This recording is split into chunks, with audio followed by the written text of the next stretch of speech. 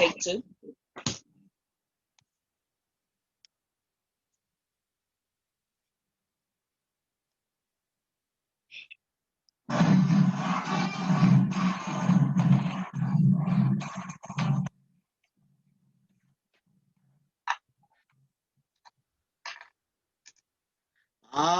Yeah, just about as groovy as a 10-cent movie. I'm your man, Calvin Gibbs. Welcome to Drama Talk Radio. As you know, Drama Talk Radio is the show where the word drama, DRAMA, stands for developing real and moving art. We are so happy to have you on this podcast today, and I have a very, very special episode.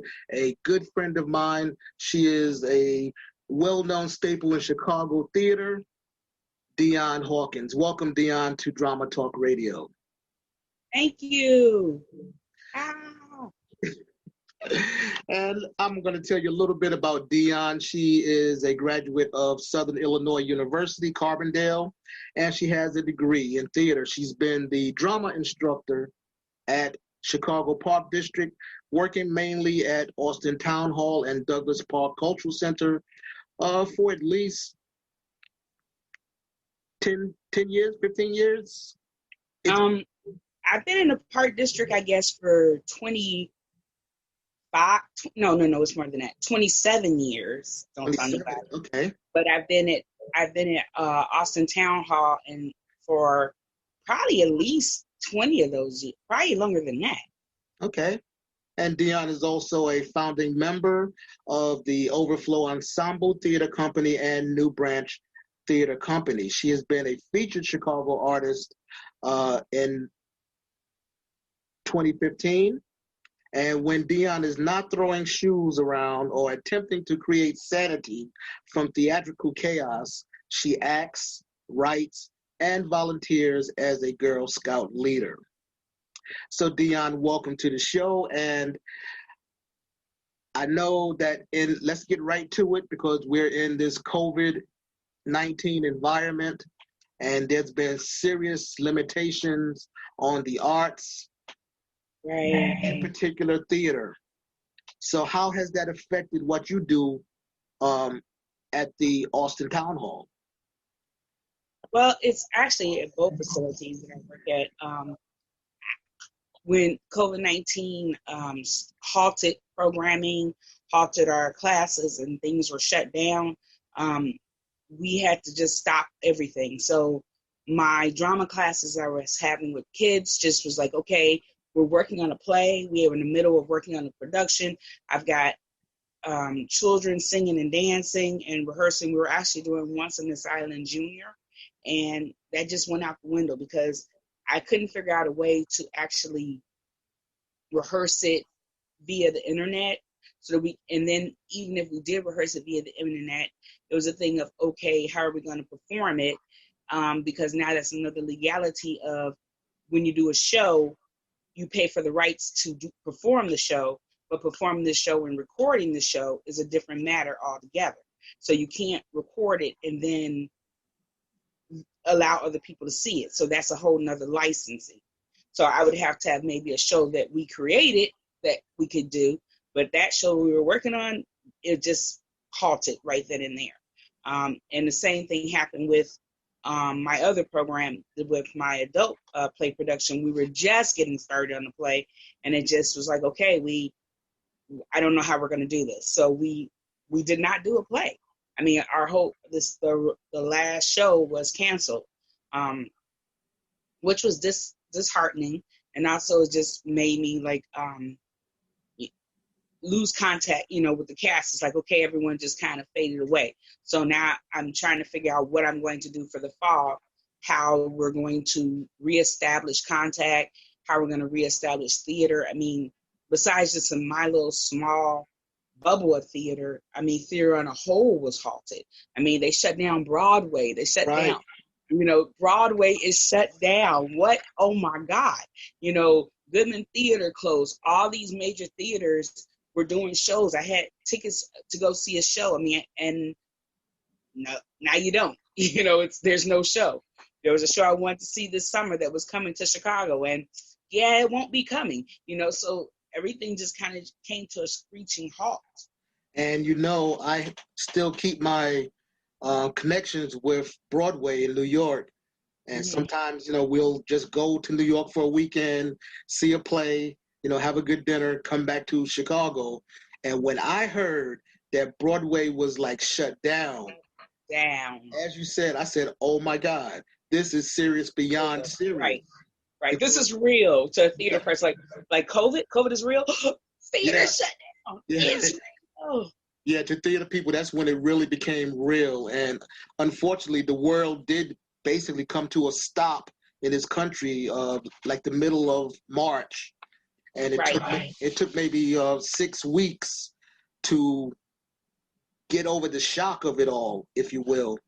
And by that time, we were crazy of being inside so much.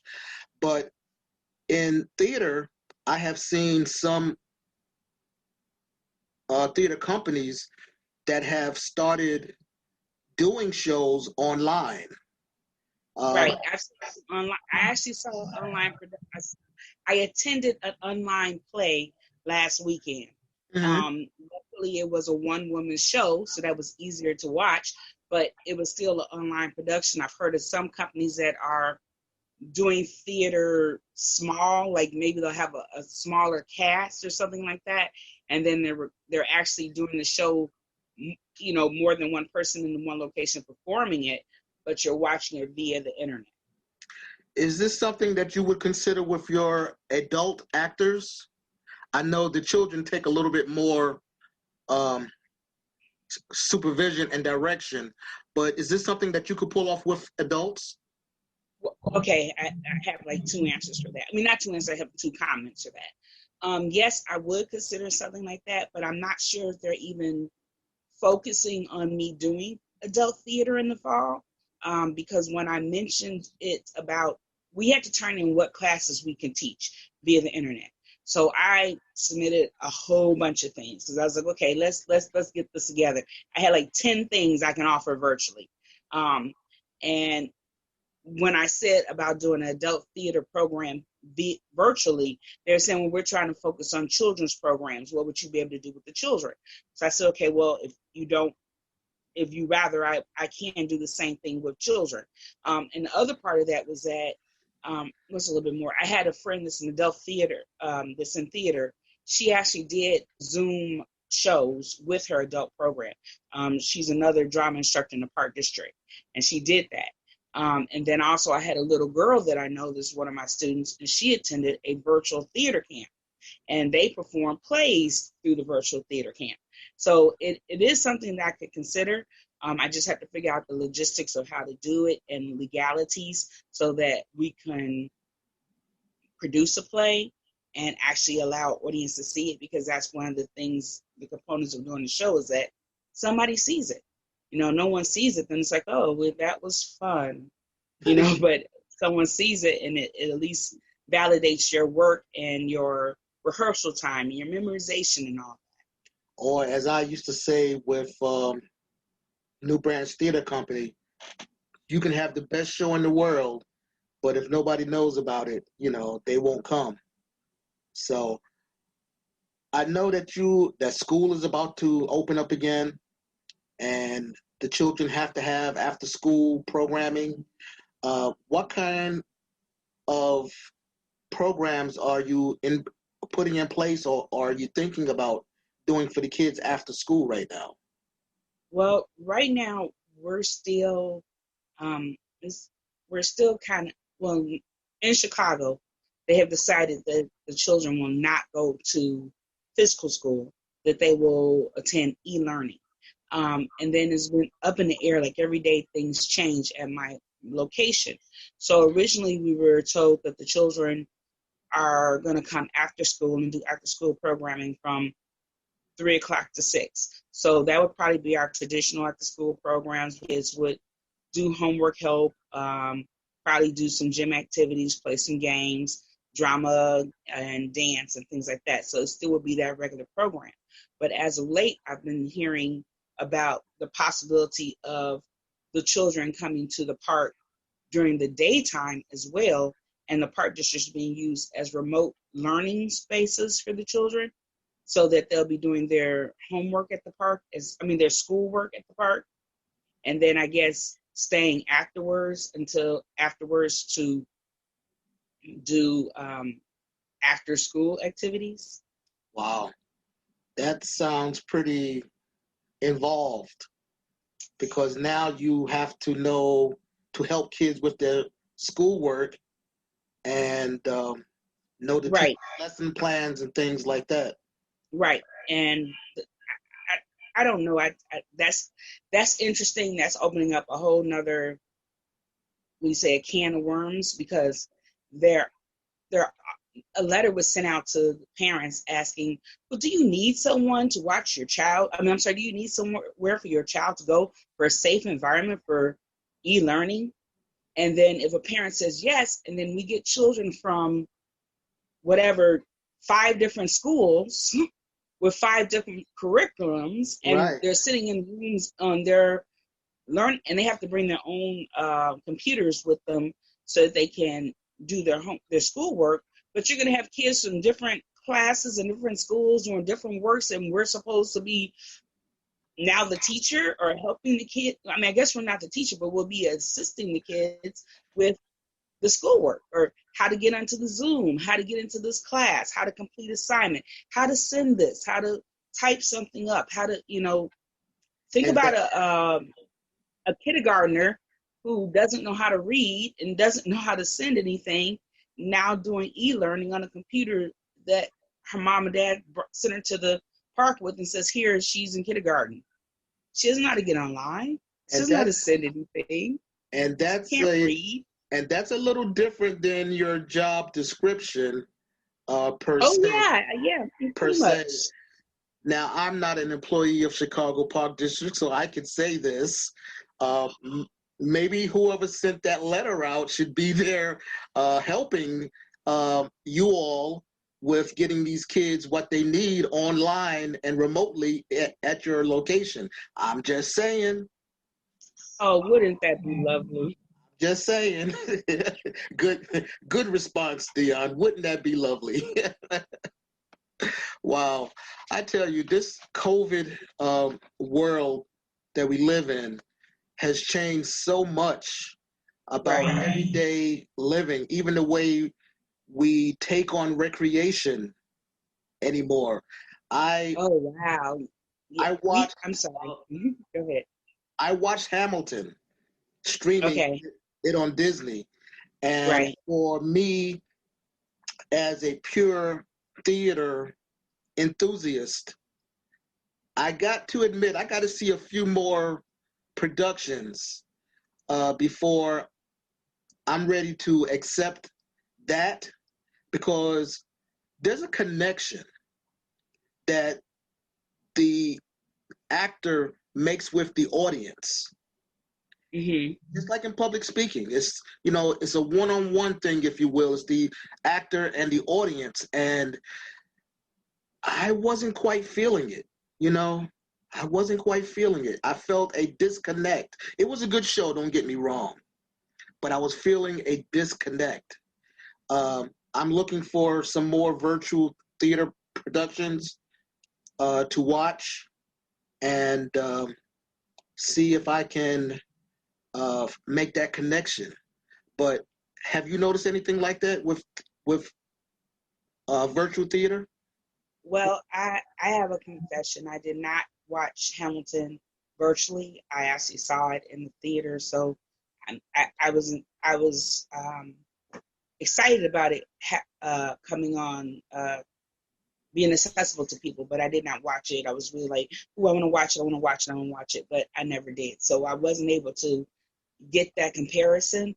But I do know that there is a difference. Live theater is live theater, and it has a different feel to it, which is why there are some actors that prefer to do live theater and some actors that prefer to do sitcoms and movies and television. It has a different feel. Even if you watch someone that's on television, they'll go to Broadway every now and then and do a Broadway show because it has a different energy to it when you have real audiences watching you as you go. it changes the dynamics of it as opposed to, oh, cut, let me do that again. I didn't like the way that went. Hold on a second. Yeah, it's different when you're now in live theater because it's live. It's happening now. It's a different feel, it's a different energy.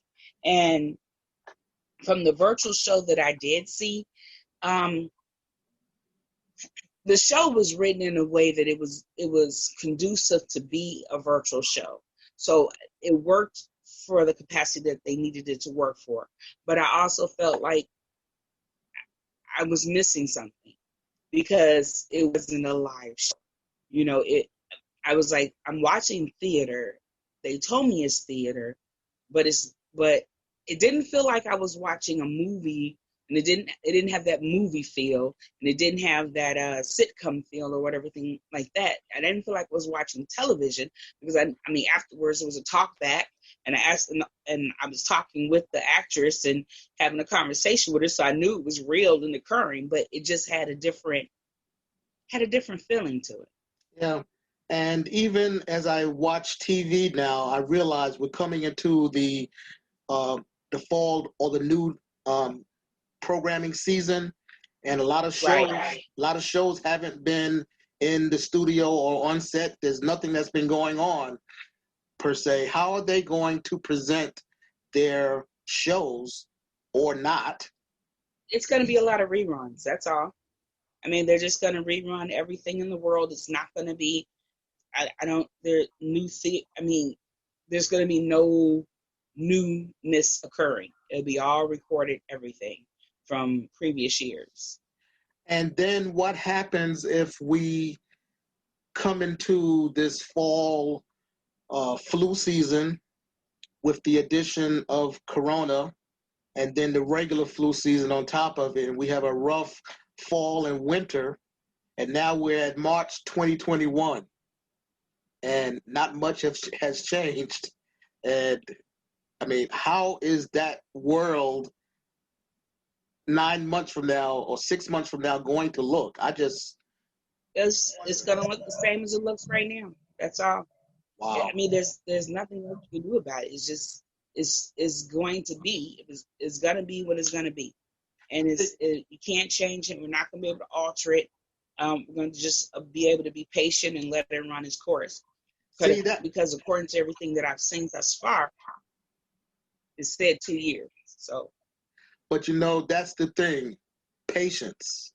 A lot of us don't have patience. I knew that as soon as the weather started getting warm, we were going to see spikes in Corona across the country because you cannot contain people inside when it gets warm. And as we have seen, not only contain them, social distancing away from each other, but I mean, even as far as wearing masks, doing what is healthfully acceptable now or requested now, that kind of goes out the window when it gets warm. So, yeah, then there's that. What a world. What a world. So, Dionne, have you had a chance to talk to any of your former students about their feelings about how things have went with not being able to participate in theater at the Park District? Because I know that you have mentored, let's call it what it is, a couple generations of youth. I'll have to say probably not. Besides the occasional message, someone says, "Hey, I miss theater," or like Facebook, there was a post that someone said they missed theater and they missed programming, and then all of a sudden it's like all these people started, commenting as well that they miss it as well. I hadn't talked with anybody or discussed it. Not with my students or actors or whatever you wish to call. I did have some conversations with another drama instructor in the Park District because we were trying to figure out how we're going to navigate the new year and how this has affected our current situation of working with kids or working with adults. Yeah. I mean, there has been some conversation of, hey, would you guys be interested in doing a Zoom production? And people are like, oh yeah, I'll be down for that. That sounds cool, but I don't know. It feels different. It Yeah, feels it feels foreign. yeah, yeah. And then if programs are not going to be active, then of course, paying for that personnel to head up those programs becomes, for lack of a better word, non-existent. You don't need the personnel to run the programs that are no longer being run. Well, So that is why I was, it's a state of uncertainty. Like you don't know what's happening or what's going to happen. I think whomever the upper management is trying to find purpose for the employees, which is why I guess we might be recommended to be a site for children to come to during the day. And then it was all okay, you got to get some programs for children. But I'm like, okay, I still have my adult program. I want to do some programs with them too. So is when they asked, what can you do? I had a list of, like I said, over 10 things virtually I can do so that you can say, okay, I have something that I can offer, even if it's not offering it in the same capacity that I used to offer it, we could still do something different. Like during the time that when we first stopped going to work every day and they said, okay, everybody please shelter in place, I was asked to do storytelling for the Park District, which I took on. Great, no problem.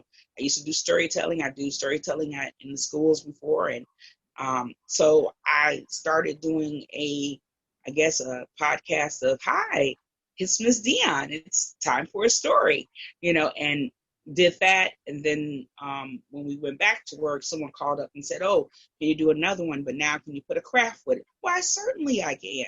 So now I'm doing a story and doing a craft, but it was just doing something different that could work virtually and might be something that was needed or necessary because you have is new. You got to find a new way to reinvent yourself, I guess. You can't do the same. You can't do the same because the same isn't necessarily going to work. that is correct. That is correct. And I think that's what a lot of people have slowly started realizing, that they need to reinvent themselves, or the way that they used to do things for the foreseeable future can't be done that way. So it's either time to get creative or go into to a corner and kind of shake it off, I guess.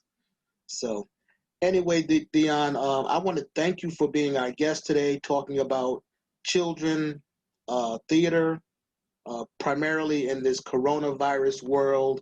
Do you have any? I know you said that you really don't have any programming in place, but is there anything you would like to share with the listeners right now? I don't have anything in particular. I'm just realizing that things are changing, and you just have to keep on moving and keep on going regardless.